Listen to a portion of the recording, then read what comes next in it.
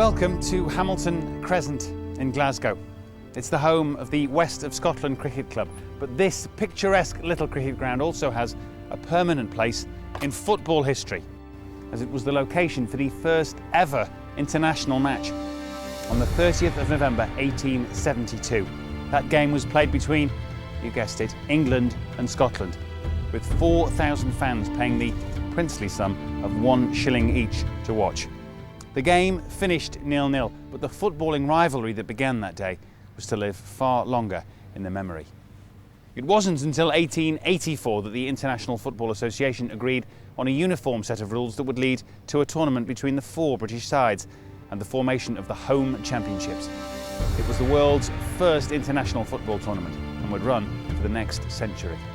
While Wales and Ireland were by no means making up the numbers, the main attraction was usually the clashes between the old enemies of England and Scotland, and the excitement, the drama, and even the controversy that frequently ensued. The controversy in 1983 surrounded England's announcement that this would be their penultimate involvement in the Home Championships. England cited fixture congestion and hooliganism, but they also harboured a desire to play more high-profile friendlies overseas. However, on the 1st of June 1983, both sets of fans were showing plenty of passion for a fixture that was to celebrate its 100th competitive meeting that day. Each side had won 39 matches apiece, but for Scotland they hadn't managed a victory at the Twin Towers since 1979. The signs weren't great for this match either, as they were missing influential forward Kenny Dalglish. However, in his place came an equally impressive crowd puller, Charlie Nicholas, who made his debut at Wembley. Much was expected of a man who'd notched up 52 goals that season and was surprisingly the only representative from Celtic or Rangers to make it into the Scottish squad. The Scottish team's relative inexperience was summed up by manager Jock Stein's selection of 5 players never to have appeared at Wembley. The England manager Bobby Robson was in his first year as national manager, and this was his first experience of a game against the old enemy. However, one man accustomed to matches against Scotland was keeper Peter Shilton. That day, he was making his 50th appearance and would eventually go on to win 125 caps, an England record. However, back in '83, he was concentrating on the clean sheet that would guarantee his country victory in that year's Home Championship.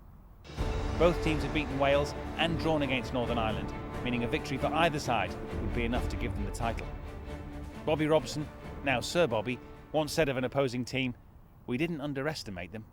They were just better than we thought." Would England again underestimate their old rivals like they famously did in '67? Let's find out by joining your match commentator John Motson at Wembley.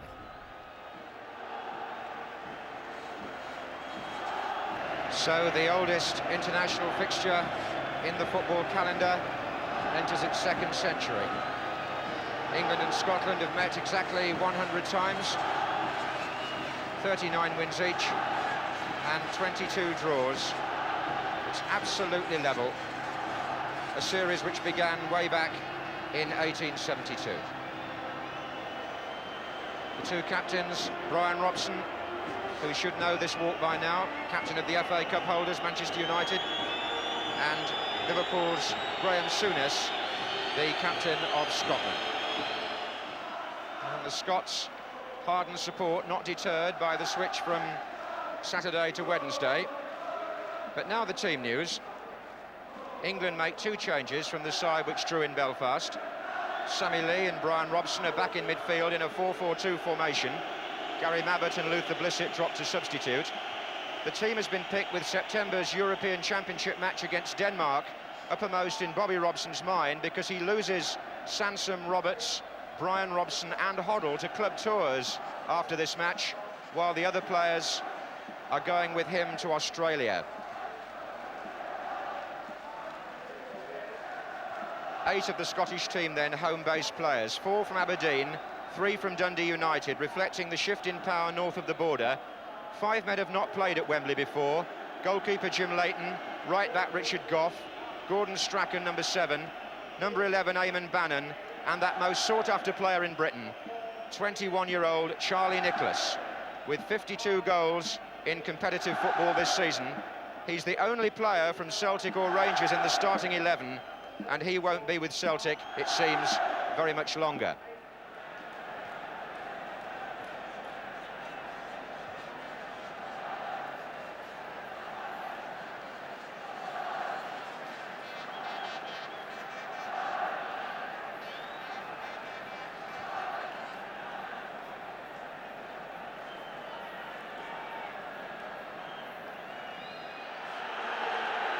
So England in the white shirts, playing from left to right.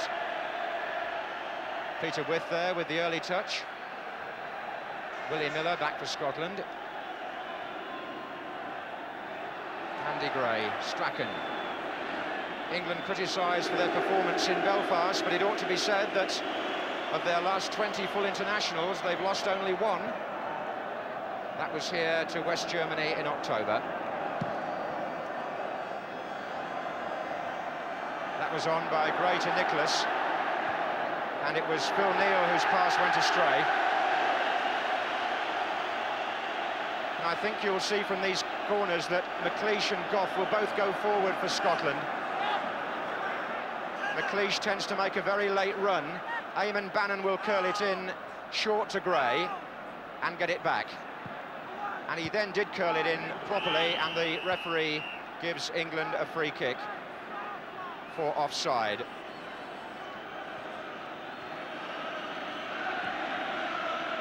Bobby Robson has taken his seat in the stand for the early part of the match.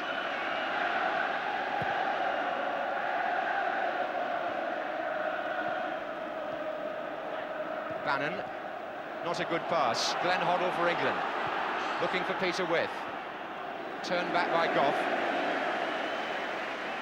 Interesting player, Richard Gough, the youngest man on the pitch. Born in Sweden, and his family live in South Africa. He plays for Dundee United.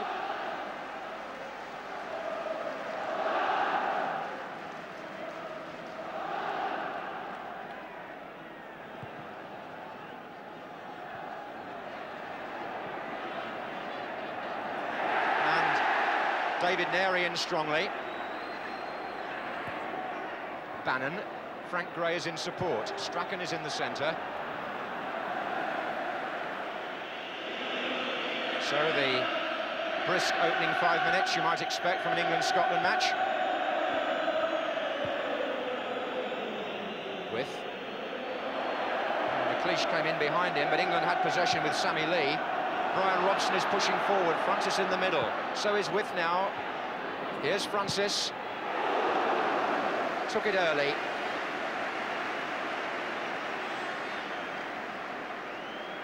Francis among the players on the pitch, the leading England goal scorer with 11 in his international career.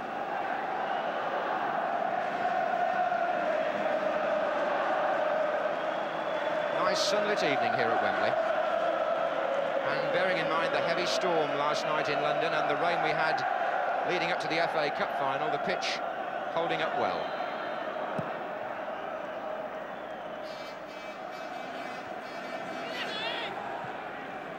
May get heavy as the game wears on, we shall see. Here's Nicholas. Souness. Frank Gray well forward, so was Strachan, and England just waiting for Butcher to make the decisive interception. It's a goal kick.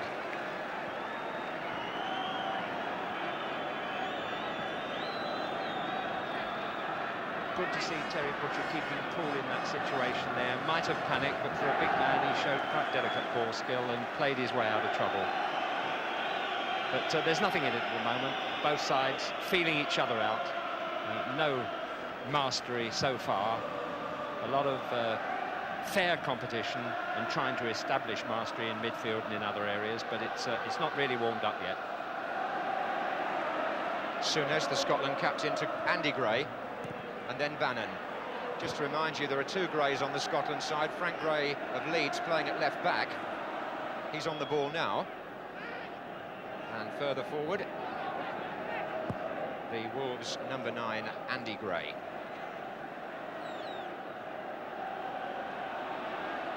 This is Strachan.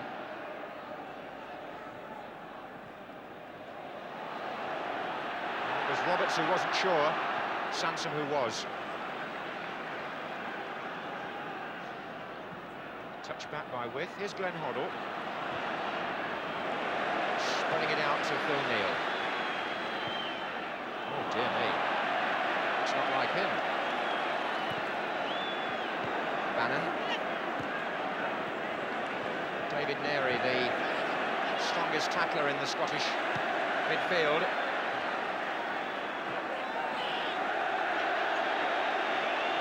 England substitutes bench, including the Watford pair, Luther Blissett and John Barnes, as well as Gary Mabbott, who's a little unlucky to be left out on Bobby Robson's own admission.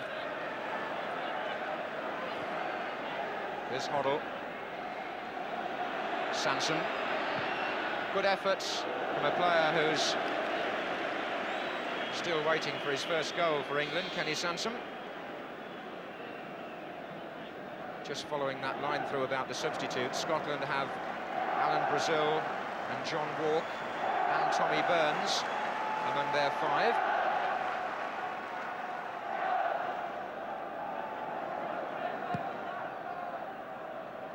Neri.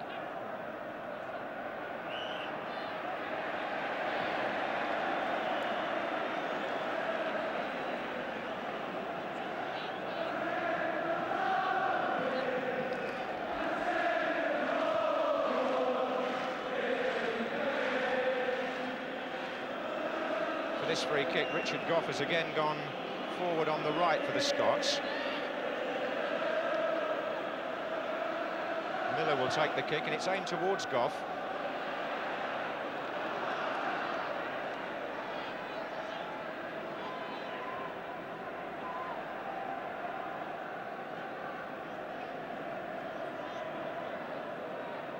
Just a reminder that although the International Championship, now known as the British Championship, didn't used to depend on goal difference, or in the old days goal average, it does now, and if this match was a draw, Scotland would be champions.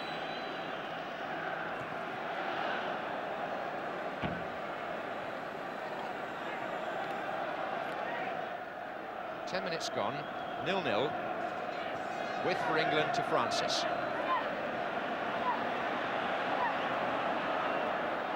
That's Bannon.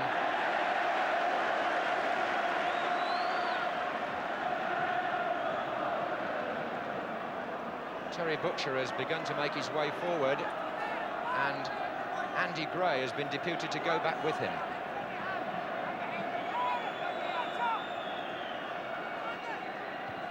And indeed, they needed Andy Gray back in there, did the Scots?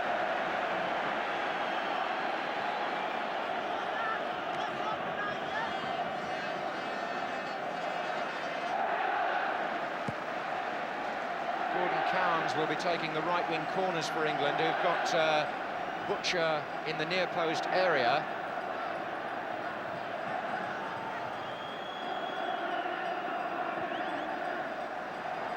Flicked on there.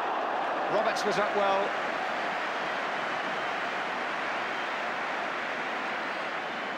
Graham Roberts lending his presence to the England attack on corners. He's not the tallest centre-half in the world, but he does get up well. There's Hoddle. Neal. Cowans. Away from Souness, back from Francis to Cowans. And Bannon.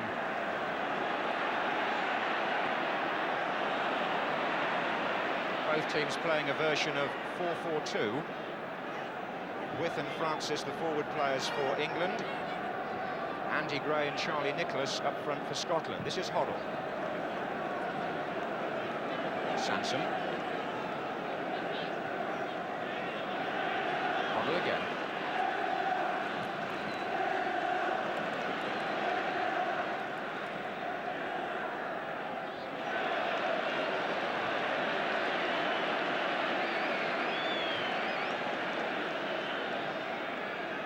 Even on throw-ins, Butcher will go forward as he did in the World Cup with some success.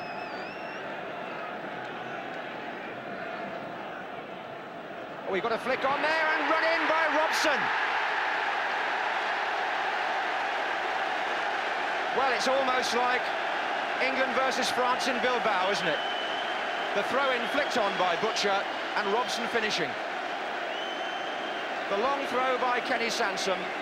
Terry Butcher so dangerous in that position, and Brian Robson, the England captain, returning to his country's cause with a goal after 13 minutes. See Butcher there with the flick on. The Scots couldn't cut that out. In came Robson.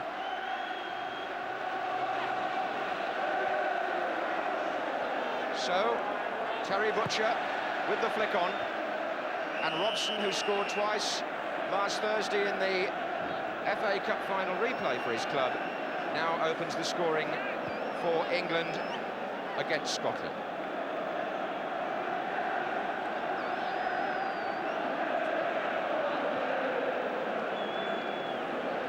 Here's Goff for the Scots.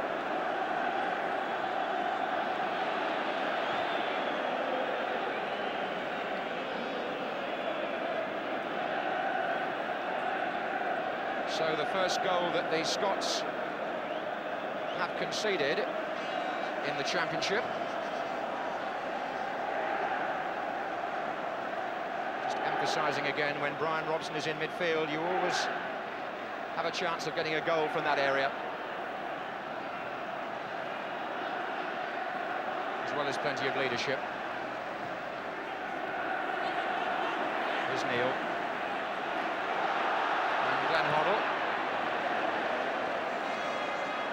Bobby Robson got the first goal in 1961 when England won 9-3, and his namesake gets the first goal in 1983.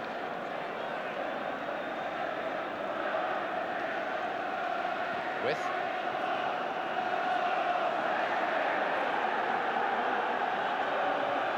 now we shall see perhaps what the Scots are made of.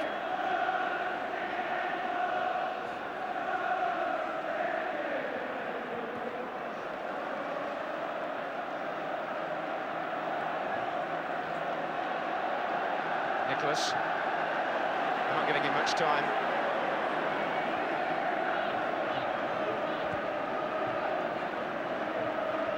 Kenny Sansom's pushed well forward in this attack and left Gordon Cowans to carry the ball through from left back. There's Sansom.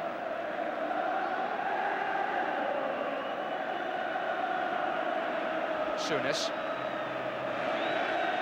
Gordon Strachan starting a run through the centre forward position, could be dangerous.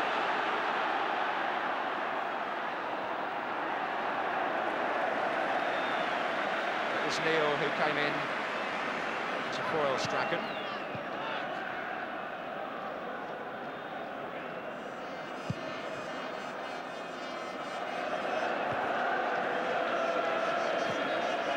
Cleish.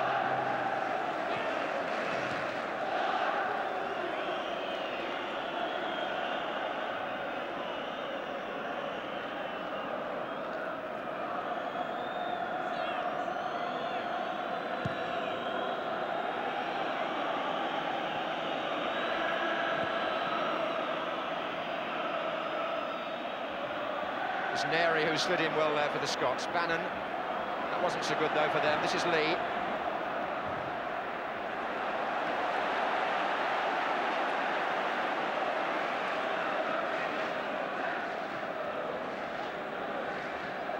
Robson just moving away to give Lee rather more space to find Hoddle.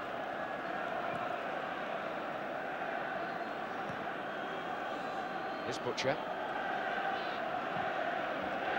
Played in for width with the chest, away by Willie Miller. Oh, and Graham Souness recovering.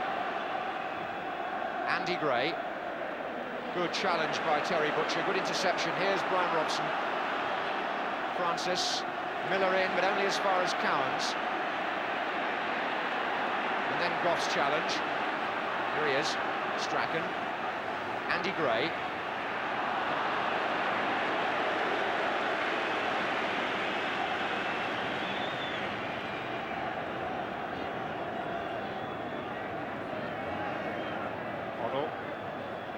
With started to make a run, but he's offside, and here with his comments on the opening goal is Jimmy Hill. Well, you mentioned Bobby Robson's goal in years gone by, but he played quite a part in this one, because although it was Brian Robson who was on the end of that movement, Bobby Robson, as England team manager, has laid great stress and emphasis on practice at dead ball movements to turn games. And with Butcher's great power in the air, that sort of move is unstoppable. And with Sansom to throw the long throw on one side, and Hoddle, another advantage of having him in the side to do it on the other flank, it does give England decided advantage from those positions against anyone. Difficult to defend against. If it's done properly, there's a goal on the plate, and it was done beautifully. This Souness for Scotland. Frank Gray, Neri, Souness. That's good play by Scotland. Goff to Strachan. Andy Gray is waiting on this side of the area for a cross. It's still Strachan. Taking on Sansom, who brought him down.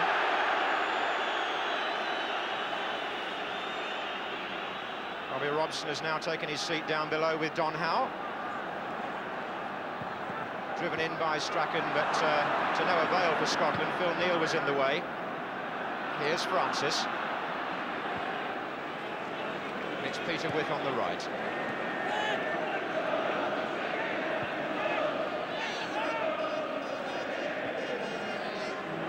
Hoddle.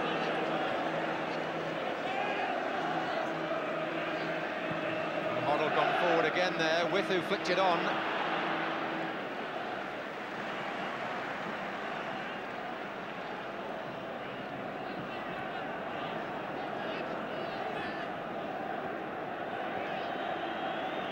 Souness, Andy Gray. And Scotland got mixed up. Neri not given the best of chances by Andy Gray's flick, and then Souness couldn't control it. And instead he kicked at Francis. Referee is clearly trying to play the advantage where he can here. Hoddle. Cowans. Francis again. It's on for a shot from Francis.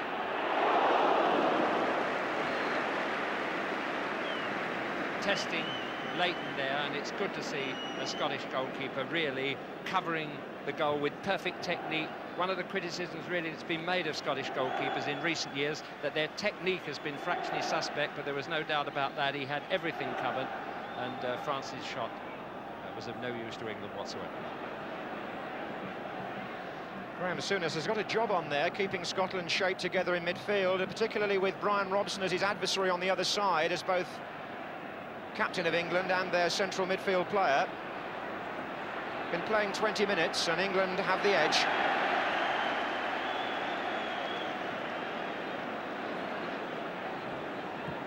Forward by Souness and away by Butcher. Trevor Francis. Cowans. Now Souness for the Scots.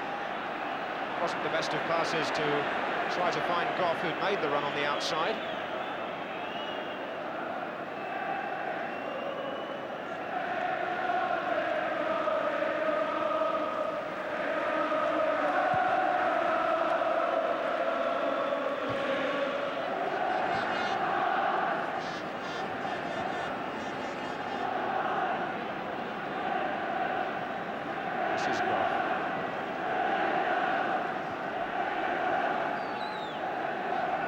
Souness into Nicholas.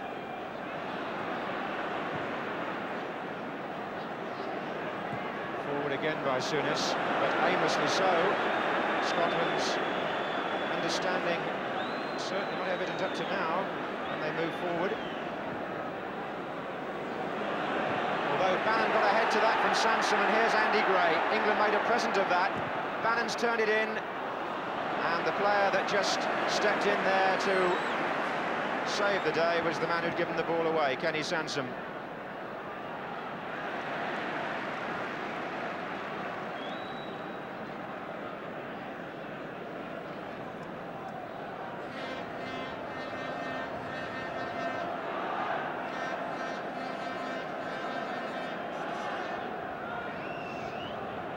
Here's Glenn Hoddle. In the way was Neri. And Cowans to Neal. That was a good ball. England's build-up is rather more controlled than Scotland's, more purposeful. Lee. Wyth. Neal. Turned across to Hoddle. Seemed to strike Strachan on the hand. Francis. Well, it was Strachan there who wouldn't let Francis rest, but he's given away a free kick.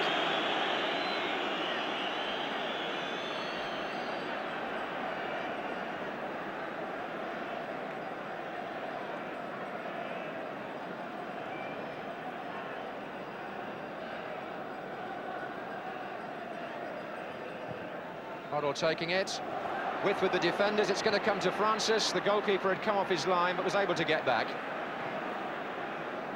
And Charlie Nicholas through the legs of Terry Butcher. And a nice turn too, away from Gary Mabbott, and he's found Souness. That was the best we've seen of Nicholas up to now. But Souness is not having the best of times by his standards in midfield. And he used his arm surely there on Francis.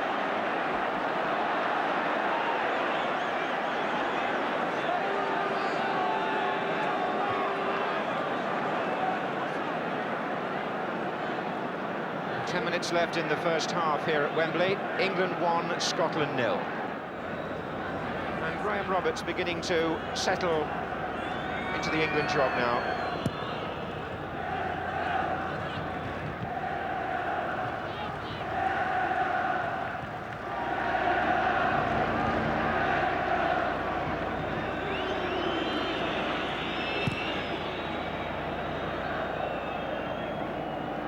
Neri. Andy Gray to Nicholas. Neri again. Scotland here with Souness. 7 blue shirts making their way forward. Neri. Souness. Nicholas.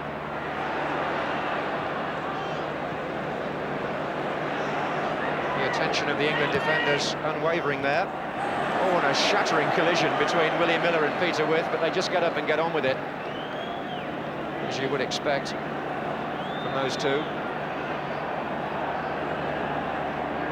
This is Strachan on the ball for the Scots. And Nicholas beginning to show some nice touches now. Strachan. Goff. Strachan. Going at Francis, and Roberts with a defensive header which had to be cleared behind his own goal. Andy Gray was hovering on the other side of Graham Roberts. Strachan was the player that set things up. He took on Trevor Francis there and beat him. And Scotland have a corner at the end of the first half.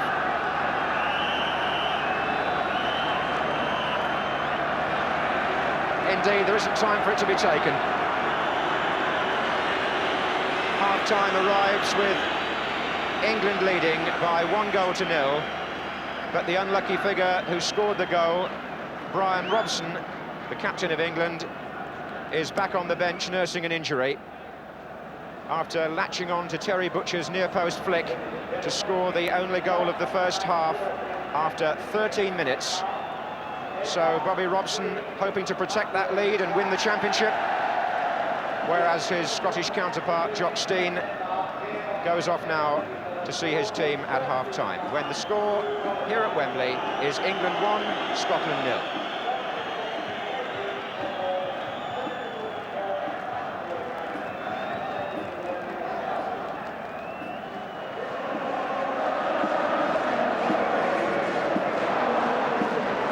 So England forced to reshuffle, although Blissett, who's played up front so successfully for Watford this season, and indeed scored a hat-trick here against Luxembourg for England. He was left out after Saturday's match in Belfast. He's now back in it, playing up front with Francis, number 15. Here's Cowans. Andy Gray for Scotland. So England have had to play those 2 cards, and the Scots have still got theirs up their sleeve. Here's Hoddle. Lee, Francis. I recall one shuddering collision between With and Willie Miller in the first half. It might have been down to that. Here's Phil Neal. Lee. Mabbott pushing forward into the penalty area, so is Cowans there. Knocked it back. And Glenn Hoddle, usually relishing that opportunity to latch on to the knockback.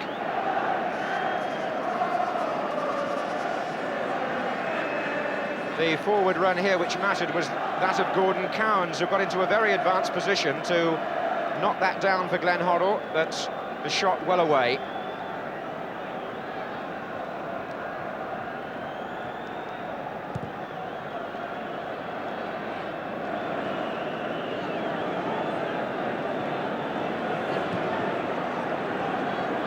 Lee to Blissett. Well, that's a good turn, a really good turn. Francis in the centre, driven by Blissett, and perhaps from that position, not the best decision, but forced Jim Leighton anyway to hold on.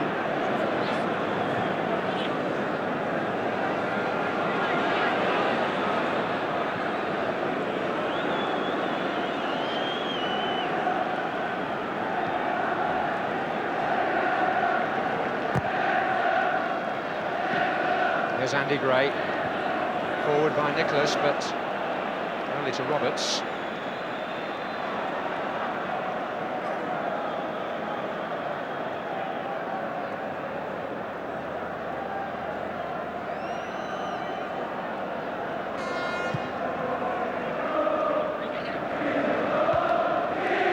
Here's Cowens. Sansom. Francis.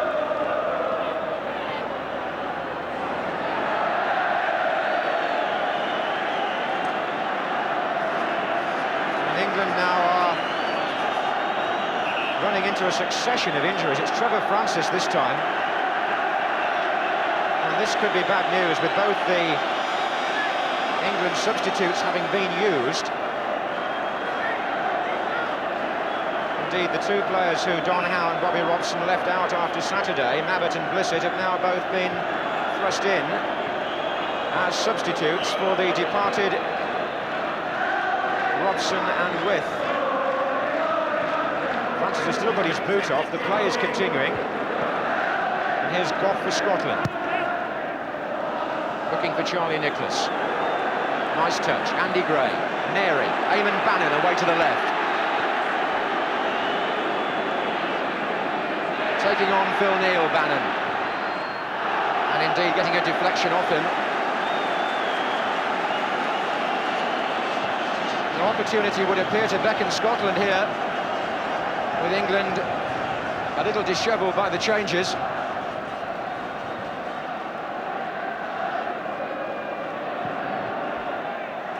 Andy Gray came in first, and he had McLeish behind him.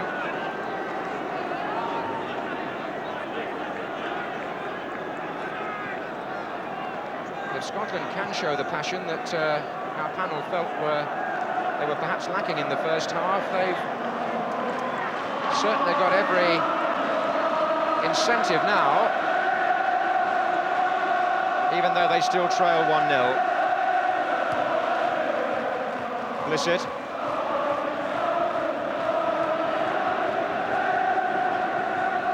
Here's Goff.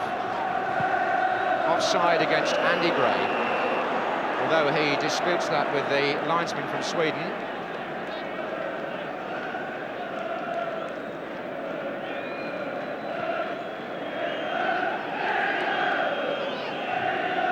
So if it stayed like that, the British Championship would go to England. Cowens takes on Goff. Away by Willie Miller. That was a nice control clearance to Souness and then to Strachan. Here's Nicholas letting it run for Andy Gray. He was fouled by Graham Roberts. Souness takes the free kick, and Sammy Lee, his club colleague from Liverpool, intercepts. Neri couldn't reach that, but Strachan could. Andy Gray looks for Strachan. Sansom covering there in the centre. And Trevor Francis to Blissett. And in comes Miller again. You'll always get a wholehearted performance out of this fellow. One of the reasons why Aberdeen have won 2 cups this season.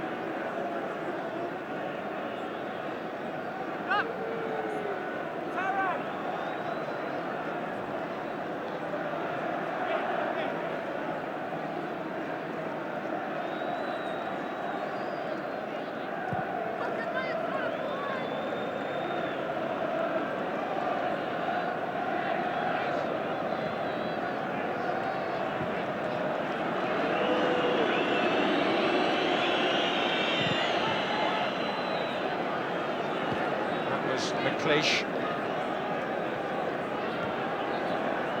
Nicholas. And that was Neri. And it was Bannon who would have been onside.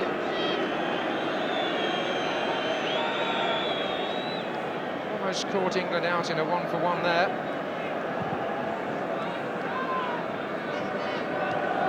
And that's nicely touched by Blissett to Francis. And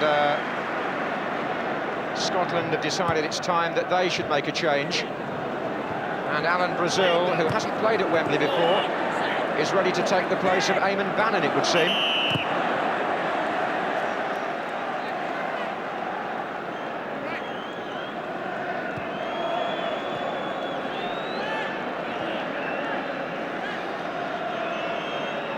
Hoddle.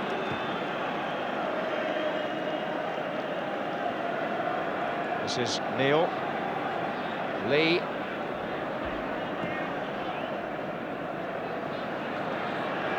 Francis. That's a good cross, and Cowans arrived. They didn't get a hold of it at all. Neil tried to pick a way through. Cowans!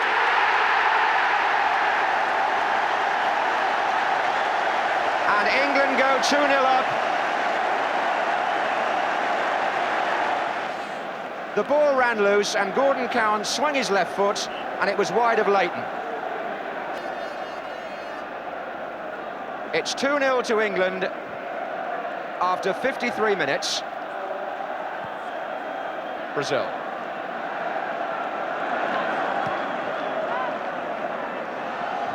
Well, England certainly choosing a good time to score. That's Souness, but Gray would have been offside.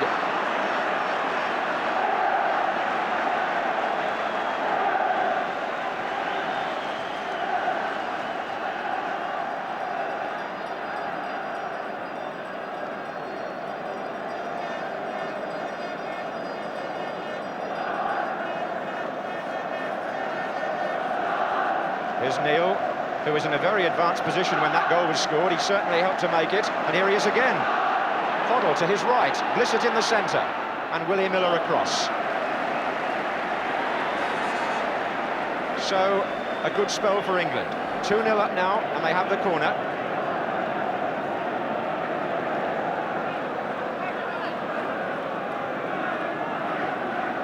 And Gordon Cowans, the goal scorer, has gone across to take it.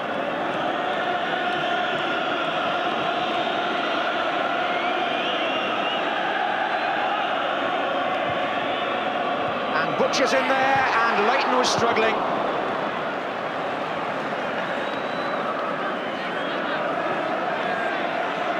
England still have the momentum here. Francis.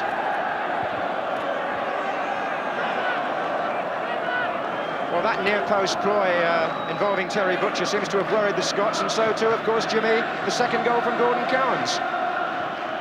Yes, it does, and they really have an uphill battle now. Of all the disappointments, I find myself thinking about the Scottish side at the moment. I think Graham Souness really has been the most marked. I think he's feeling the effects of a long and arduous season, and is playing like it really tonight.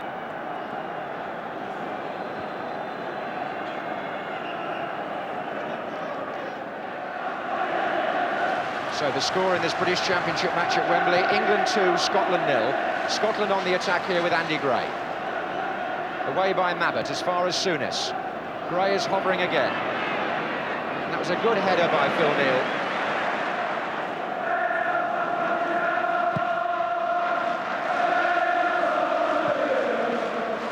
But the Scottish supporters, optimistic to the last, are waving their yellow flags at both ends of the stadium. Blissett, and then Mabbutt, and now Blissett, and Francis to his right, and outside him is little Sammy Lee, offside. Well, he did it rather well, didn't he? But the linesman, I'm afraid, had already decreed that Lee was offside.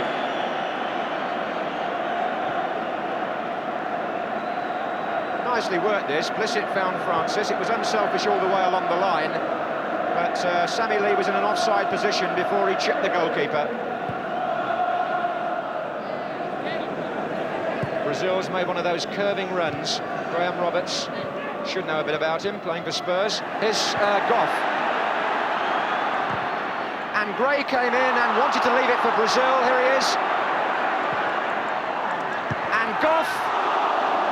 And Scotland had two chances there, Jimmy, and couldn't take either of them.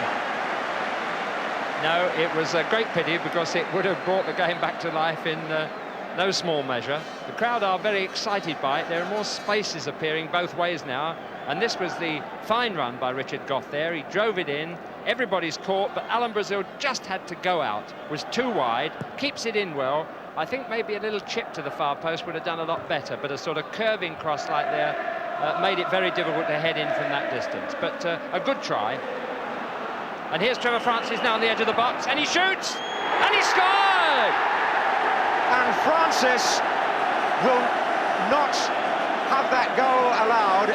The referee stepped in there and penalised him, and it doesn't count. The whistle definitely went while Jimmy was talking, and the goal does not stand, although Francis probably didn't hear it, actually.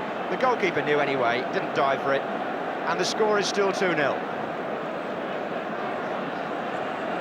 25 minutes to go. Here's Goff. Souness. And Gray is coming in, and so is Brazil.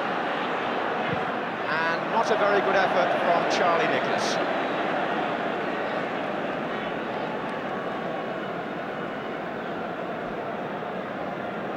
Well, England have got hold of this second half quite well. The last chance that Scotland had was possibly their best of the match in terms of the players they had in the penalty area.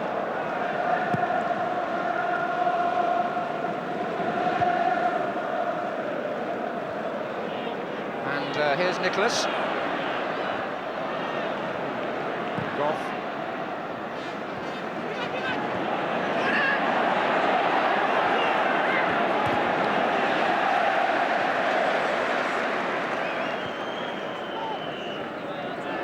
This is going to be Nicholas into Gray, and here comes Neri. And we could have a little bit of a story on our hands here, because it looks as though Charlie Nicholas is going to be taken off by Jock Stein. He hasn't made a real mark on the match, that's true, and I would imagine the reason for them preparing John Walk is just that Scotland feel they've got to get their goal scorers on the pitch. They've got Brazil on already, and Nicholas possibly playing out the last few seconds here of his first visit to Wembley.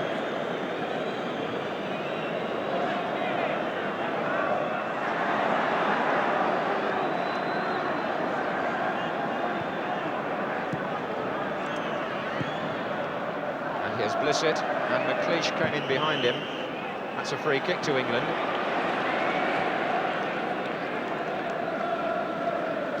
There's John Walk having taken up his midfield position. So we've now seen the maximum number of substitutes used, 2 by each side.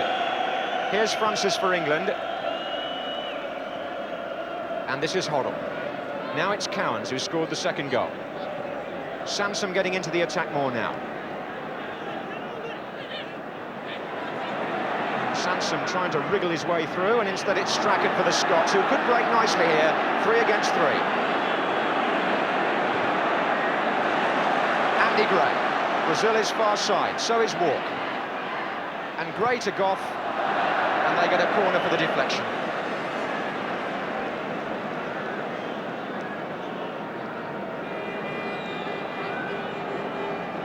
England were committed at the other end there, notably Kenny Sansom, and Scotland broke out very intelligently. But they do need something back fairly quickly, one would think, the Scots now, to make a true fight of this. There are 20 minutes to go as they have the corner. And that was across to Brazil, trying to fox Blissett, and it came off Mabbott, and Gray is in there, so is Sansom. What a poor header, but at least it got the ball out. And the Scottish supporters now sense there could be something on. Strachan with the corner. And this time Phil Neal up at the near post. A tidy header, this one. And here's Francis.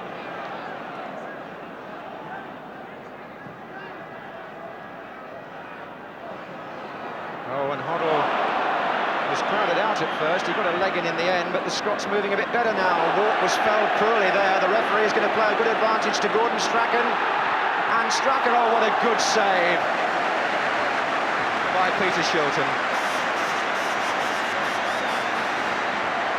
Many goalkeepers, I would venture to suggest, might have let that one come back off them for a rebound chance. Gordon Strachan, it wasn't the greatest angle in the world, but Shilton so reliable in that position.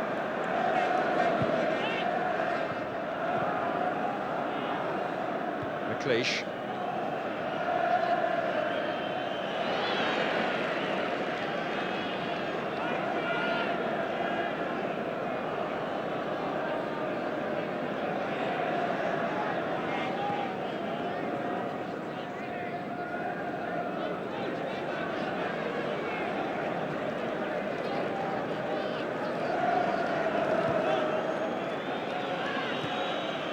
This is Andy Gray.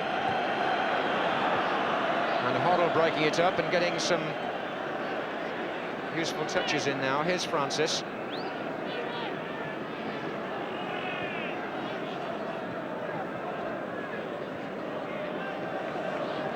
England supporters taunting the Scots away to my left. That was a bad tackle on Trevor Francis by Frankie Gray.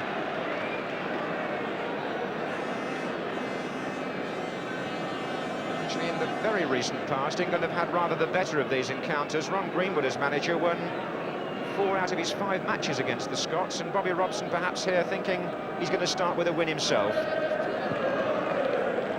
Blissett.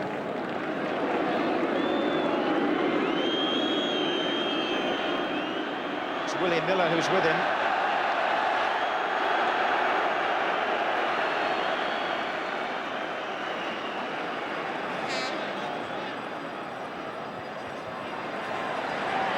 Souness this time in on Francis.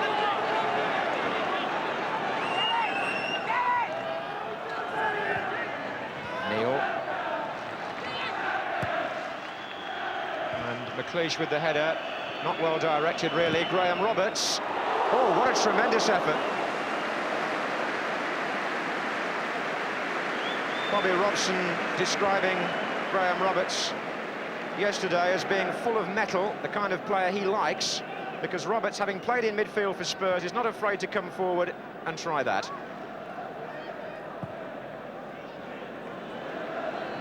It's slowing up a little bit, but Peter Shilton, such a calming influence now on that England defence. He hasn't let a goal in the last 4 internationals, Peter Shilton, if you count the one that we're watching at the moment.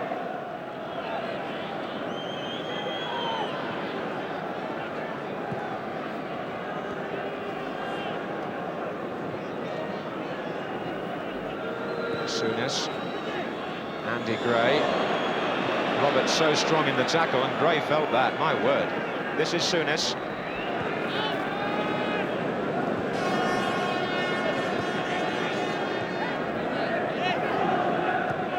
And here's Goff.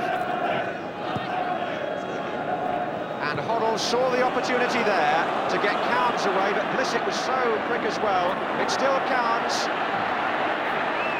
Cowans checks, and there are 2 coming up, and Hoddle is one of them.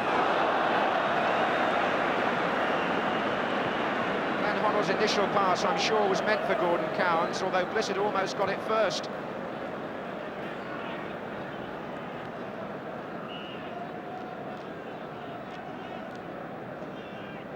Gordon Cowans looking here for his 2nd goal of the night. There was an attempt to pull him back there, actually. He checked, tried to make it a better angle and didn't really succeed, and then saw Hoddle coming up behind him, and that one over the bar.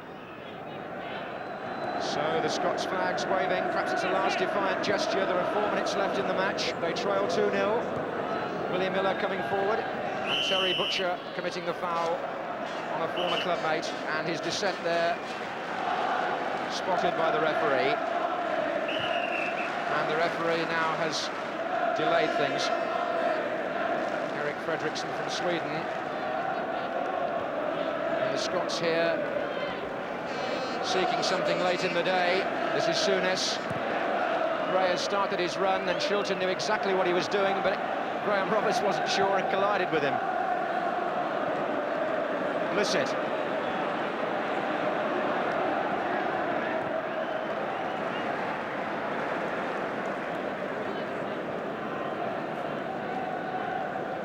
A pensive England manager who sees victory now very much in sight.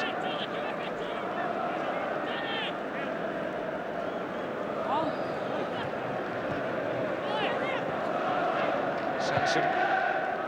Square to Glenn Hoddle. Now, can he conjure something from this position? Phil Neal has joined the attack. And there has been some good shooting on side by England in this international.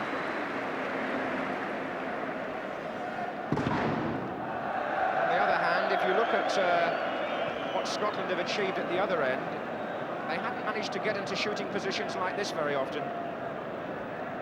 Indeed, I can only recall one true save by Peter Shilton. A few crosses to deal with, mind you. Neri, Souness.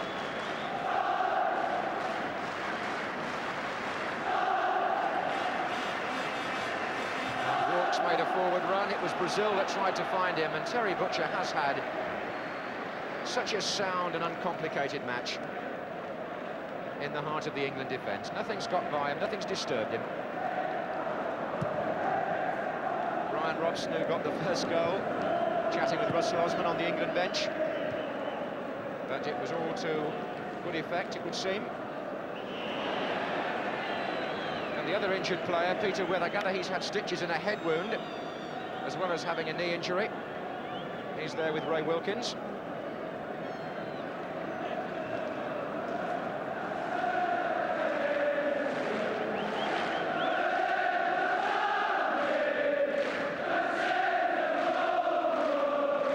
Here's Hoddle.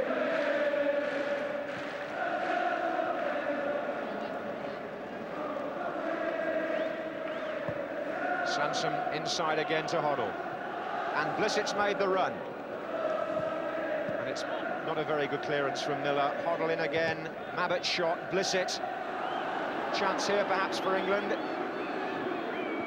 away as far as Cowans, and Sammy Lee's coming in, side netting.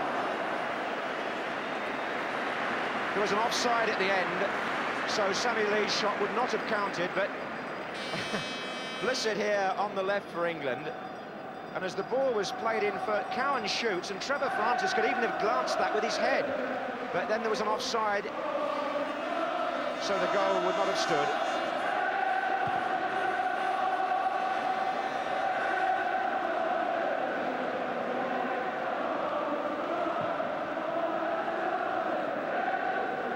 Well, the Scots do have some fantastic supporters, don't they? Seen they're on for a beating here, but the tartan flags are the ones that you can see on the terraces. Here's Strachan. We are, in fact, in stoppage time now, and England have won the British Championship. Gordon Cowan's scorer of the second goal, adding to the one that the captain Brian Robson scored before he went off injured. England, under Bobby Robson, in his first year as manager, take 5 points out of 6 in the British Championship. And despite the Scottish support, their team never threatened to win this match. Jock Stein may well say that the goals came at a particularly good time for England and a bad time for his side early in each half. But at the other end, Peter Shilton, full of authority on crosses, didn't have very many shots to save.